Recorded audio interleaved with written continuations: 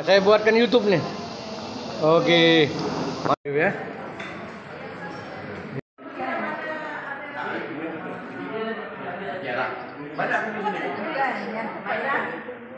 Cek kesehatan dulu, sehat semua Bu?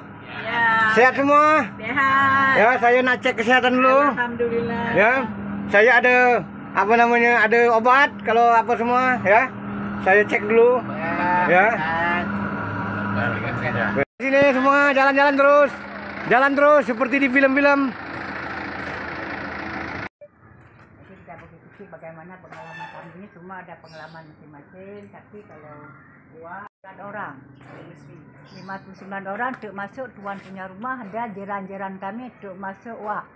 Nah, jadi kita bagi sedikit pengalaman, perkenalkan Ujian Setan Ibrahim. Kalau ikan di laut situ bongkar makan, banyak kapal-kapal di dalam sungai tadi kan? Iya, nah, jadi situlah bongkar makan. Dua, Oke Bu. Oke Bu. Bahagia Bu, bahagia Bu. Jangan pura-pura bahagia Bu. Ya, jangan pura-pura bahagia. Oke. Senyum Bu, senyum semua. Oke semua Bu. Mantap. Oke. Nah, sebelah sini.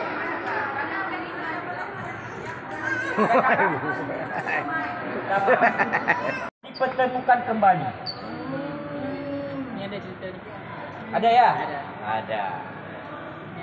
Makam tsunami kedua terbesar. Sini kumpul. Kita bagi taklimat sedikit. Video dulu Bu, ya. Nah, nanti saya buat YouTube yang bagus. Bantu subscribe. Karena selama ini mertua dan istri saya saja yang subscribe. Oke Bu, macam mana Bu? Kenyang Bu? Kenyang semua? Oh, ngantuk dah. Oke, jalan terus Bu, jalan terus. Ya, terus jalan. Buat video macam di film-film. Ya. Buat video terus macam di film-film.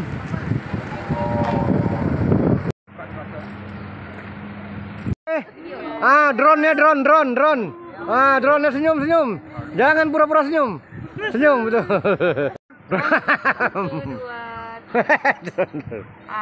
Drone.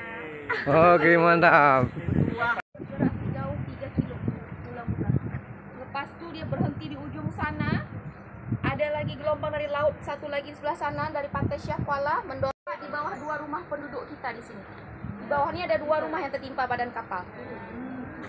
Tapi tuan rumahnya selamat, alhamdulillah. Sebab masa gempa dan tsunami itu dia punya jeda sekitar 15 sampai 20 menit. Video nih.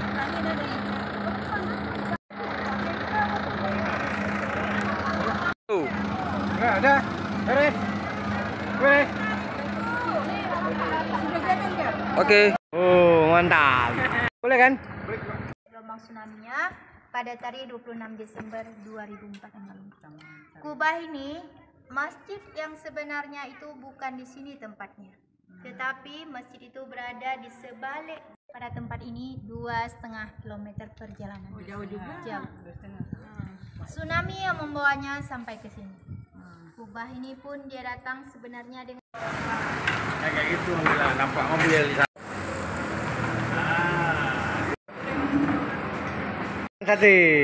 Sate matang Aceh.